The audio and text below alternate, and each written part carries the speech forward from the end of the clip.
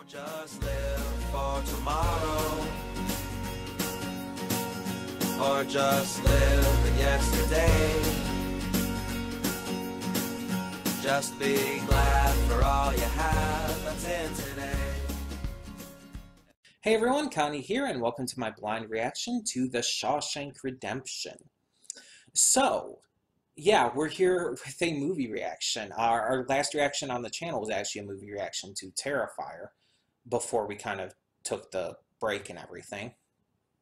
And yeah, so we're getting to another one today, to kind of bring things back. Now, this is a Stephen King story. It partially stars Morgan Freeman. I don't think he's the main character, but he's, I guess, maybe one of the main characters, or one of the main supporting characters, or something like that. I know he has a big role in it. I know that this is a prison movie, and that's all I know about this movie. Shawshank Redemption is considered by many to be one of the greatest films of all time. I've never seen it. I've just never thought about checking it out. It's not that I've never been interested, it's that I've never even thought about it. It's just never crossed my mind.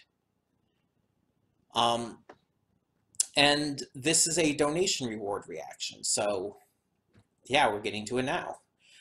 This was a reaction reward for Venom0027, who donated to get me to react to this as one of the Stephen King films I have not seen. And yeah, I'm kind of interested to see what it's about. I like Morgan Freeman as an actor. It's kind of hit or miss on Stephen King movies for me, to be fair. We'll just kind of have to see. But yeah, going into this without knowing pretty much anything kind of leads me to not really have any expectations. I don't know if this is going to be good, if it's going to be bad. I don't know if it's going to be boring or exciting. I don't know pretty much anything. All I know is that it's really popular, but that doesn't mean anything, because I've had some very differing opinions from a lot of people in the past regarding popular media. But yeah, so because I don't know anything, not really much to talk about in these pre-thoughts, so we're just really going to get into it. I mean, let's not waste any time, right? So, when the screen fades to black, pause this redirect and go to the description below. Follow the link to the reaction, and after you watch it, come back here to the redirect and resume play. Because after it fades black, then fades back in, everything from that point forward will be my afterthoughts and will contain spoilers to the movie. So that being said, thank you so much for tuning in, and I will see you at the reaction. And we are back, and we'll begin with spoilers in 3, 2, 1, now. Okay, so, as I said in the pre-thoughts, many people, many critics, reviewers, movie fans in general, consider The Shawshank Redemption to be one of the greatest movies of all time.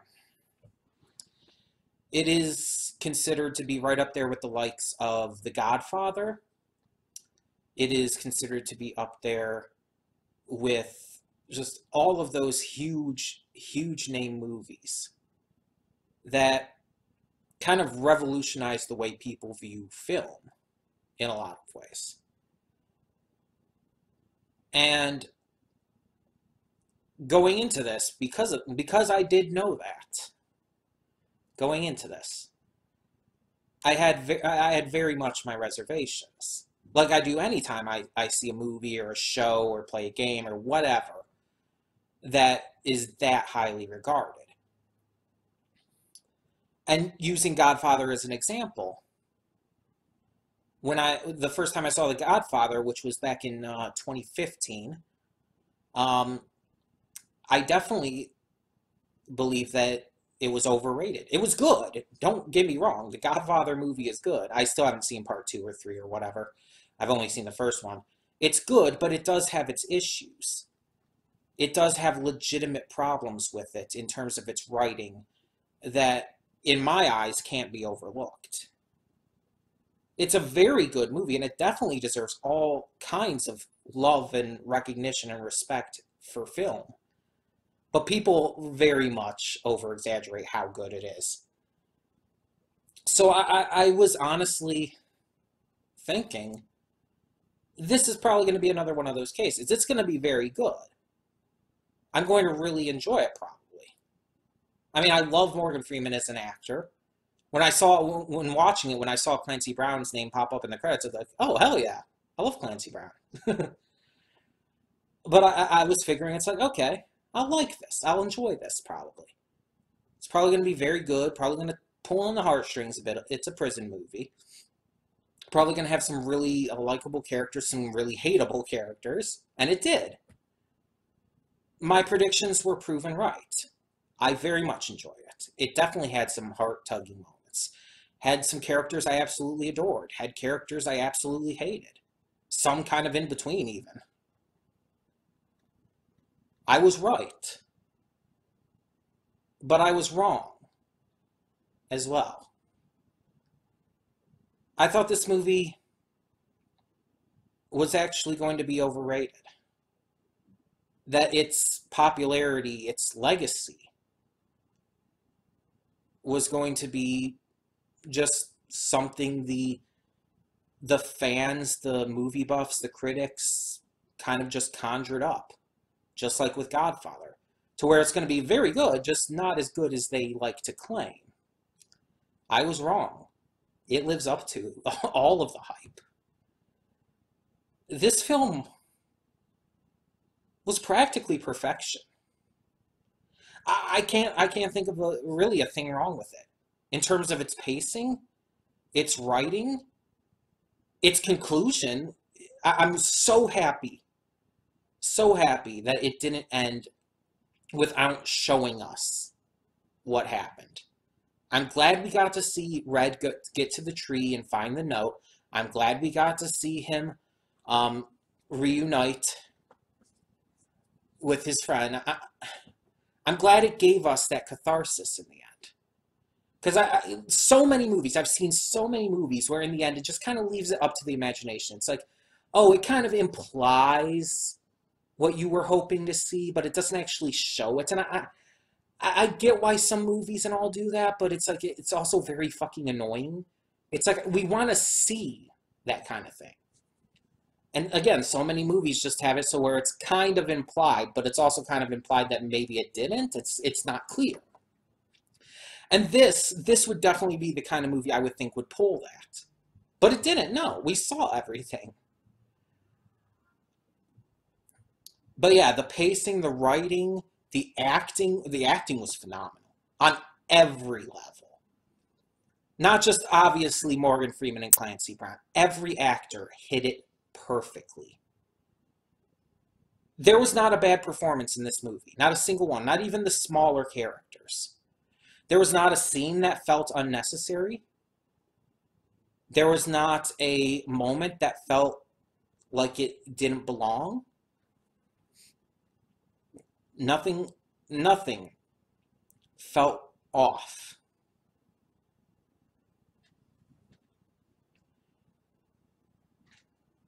And like I said, there were moments that made me emotional, and not just sad. There were moments that made me sad, such as with Brooke's suicide. That got to me. Like, that hurt. Not just because I liked Brooks as a character up to that point, but seeing why he committed suicide, and of course, with my own history with depression and suicide attempts. You guys know from the past, like with when I streamed Doki Doki Literature Club and had a breakdown pretty much. That kind of thing can bother me if it's handled in this way. And Doki Doki and now this, ironically, two extremely different pieces of media, are two of the only cases where a suicide like this has affected me that heavily. And granted, the movie does excellently well at switching the scene at that point, so it brings you back. It brings you away from that, so it doesn't keep you too sad for too long. It actually does that exceptionally well. it takes your mind off of it, so you can not really move on, but just as I said, take your mind off of it. And I love that. It felt natural in its execution. But it did hurt. Especially because of knowing why he did it. He was in there for 50 years. Practically his whole life. Going out into the world, it's like he didn't know what he was doing. He didn't know where he was. He was stepping into an alien world by all intents and purposes. He couldn't handle it. He couldn't handle it. It left him depressed. It left him scared. And it left him hopeless. And I think that's the biggest part of it. It left him hopeless. Because it's made very clear that hope is the theme of this movie. It's a mantra repeated a few times throughout the film. We see that Red doesn't have that hope at first, but by the end he does. He's gained it. All because of his friend. A friend he met in prison. A friend he didn't even really think twice about at first. But who had become so close.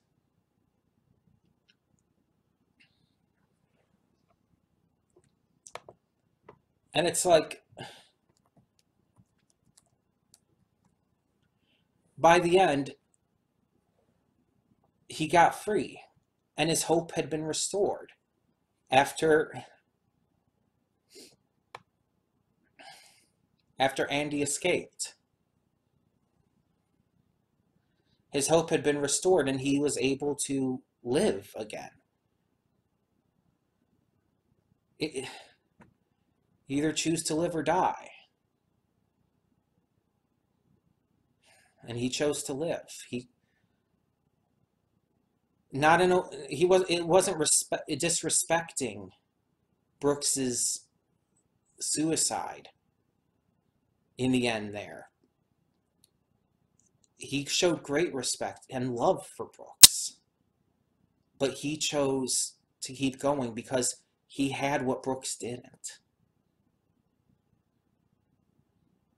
He was given that hope that Brooks never had. And you know Brooks would want him to keep going. You know Brooks would want him to hold on to that. But like I said, it wasn't just that kind of emotion. It wasn't just sorrow. The movie made me angry. When the warden killed the one kid, or at least had him killed, just because his testimony and word would have possibly set Andy free. That pissed me off, as it should have. There's moments that made me feel kind of a bit of joy. Hell, when they're just drinking beers up on the roof, having some semblance of normalcy for once. It felt happy. This movie does excellently at that. It gives you emotion. It makes you feel things. Not just sorrow, but all of these emotions. It makes you feel sorrow, makes you feel anger, makes you feel happiness, hope, everything. Fear. It makes you feel disturbed at points.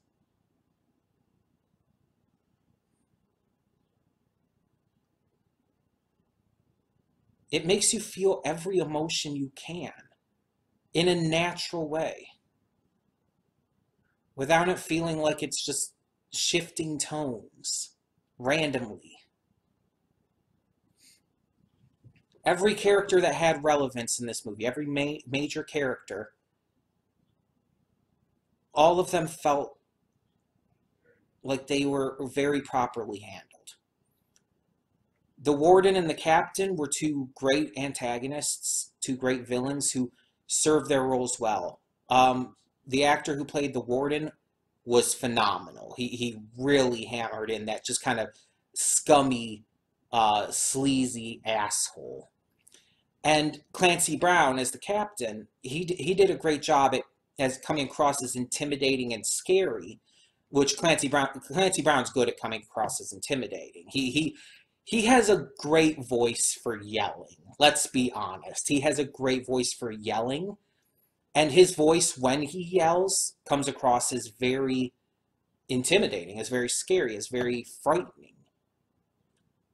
He is good at that. He did it in Detroit Become Human too.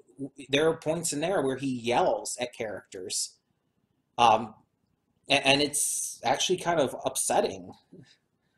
So it's like, yeah.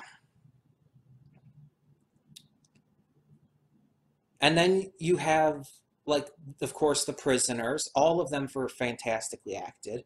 Even the ones who were lesser characters, like the one guy who kept having his followers help him rape Andy during like the first half of the movie or so, however long it was, however long into his sentence that was happening.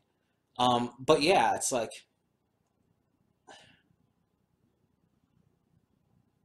that was insane.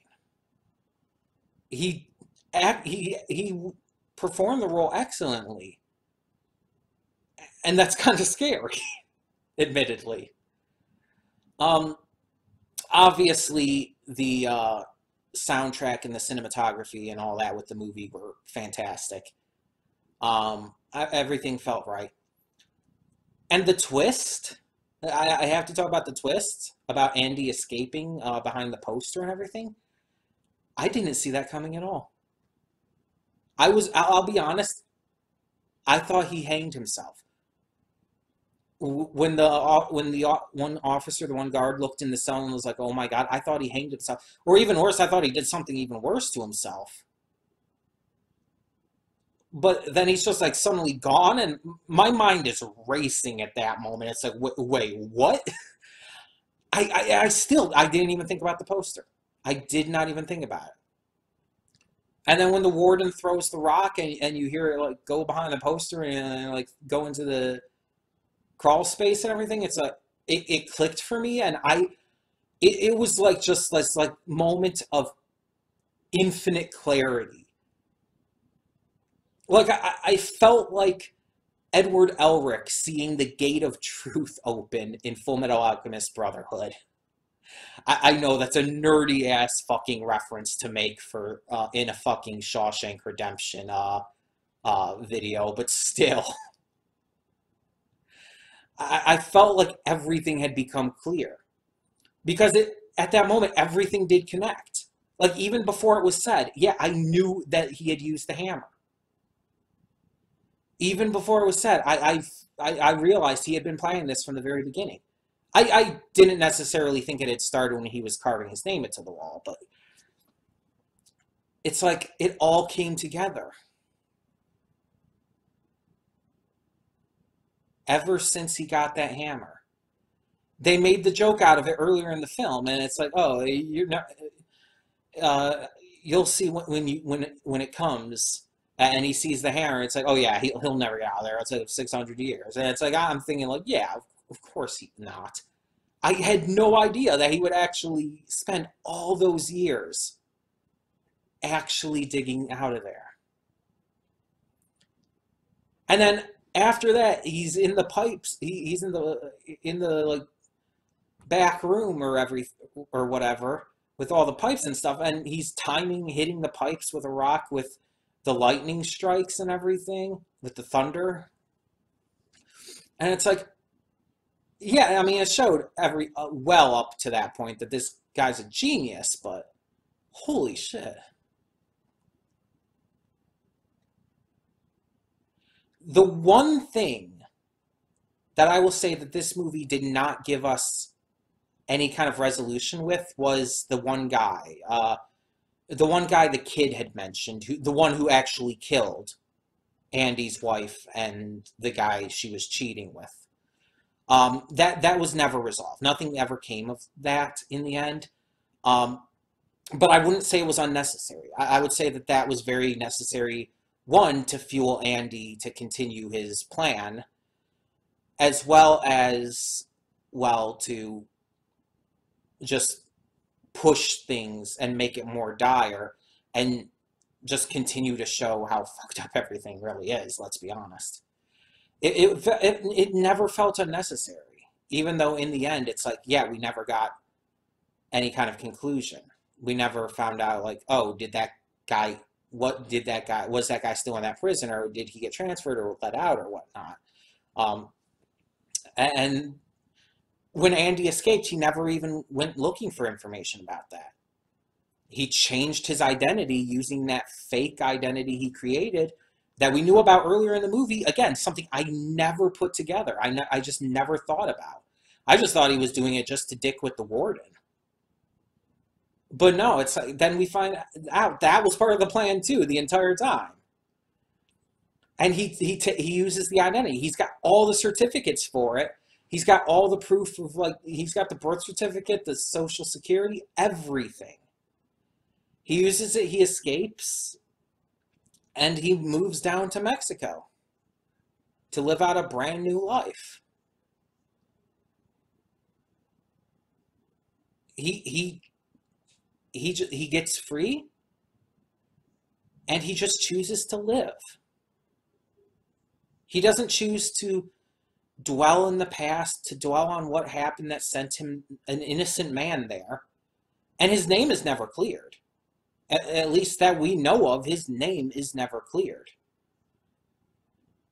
All we know is that the stuff he sent out just implicated the warden and captain and all. In the end, he left his old life completely behind. He used his genius, his knowledge of banking and such stuff, to be able to completely and perfectly forge an identity and take it up.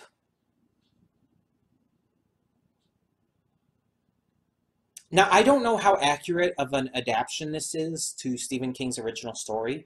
Let me see if it's on here. Because I do have it up on, I have the Wikipedia page up.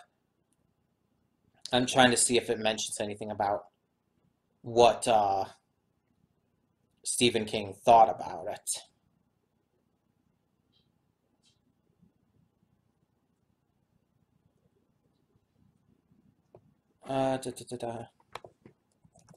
Let me just...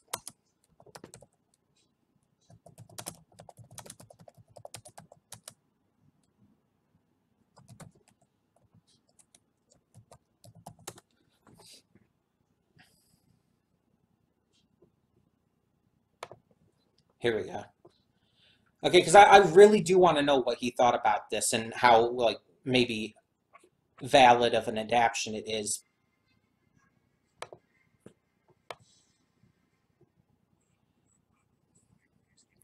Don't you hate it when websites have audio coming from them that, one, you can't even find out where the fucking audio is, but also it's like it just auto plays?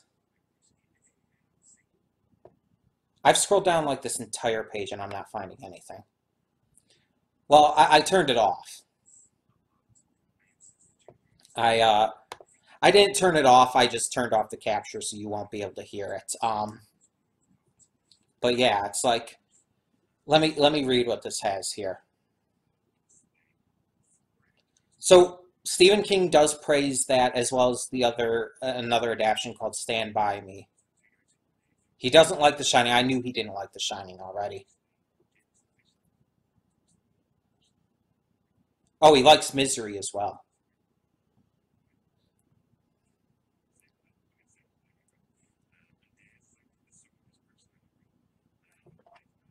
Okay, it doesn't really expand much on that. I closed the page because I have no idea where the audio... I couldn't find anything, but I hope that doesn't get anything like blocked on this video. I might have to like cut that segment out or something. I don't know. Hopefully not. But yeah, either way. So yeah, apparently he really liked it. So I guess at least it was faithful enough of an adaptation. Either way, yeah, this film was phenomenal. And it's just something I never thought about seeing. I just never thought about checking it out. It wasn't something I was opposed to seeing, just I never thought about it. And even with it starring Morgan Freeman, I didn't even know Clancy Brown was in it, so that like didn't affect my thoughts one way or the other. But yeah, it's like it just never crossed my mind really. But I'm glad I now have seen it. So thank you, Venom0027, for choosing it as a donation reward. As for how I would compare it to like other Stephen King film adaptations, I don't know. It's hard to say. I would say it's probably the best made in terms of just general quality. I don't know for 100%, but it's probably my favorite too. Just on a personal level. I don't know. That's just it's hard to say just off the top of my head like this, but I did very much love it. Um, Definitely one of the better films I've seen reacting to on this channel. So thank you once again for suggesting it. And yeah, if you wish to donate to receive a donation reward reaction, have me react to any movie, show, whatever, YouTube video series, just feel free to ask about it and we can set that up. You can have me react to pretty much anything, as long as the movie is easily accessible enough, because I have to be able to get it to react to it. But yeah, so thank you once again, Venom0027, and tell me down in the comments what you guys thought of the Shawshank Redemption. For now, I'm Connie, and I'm signing off. See y'all next time.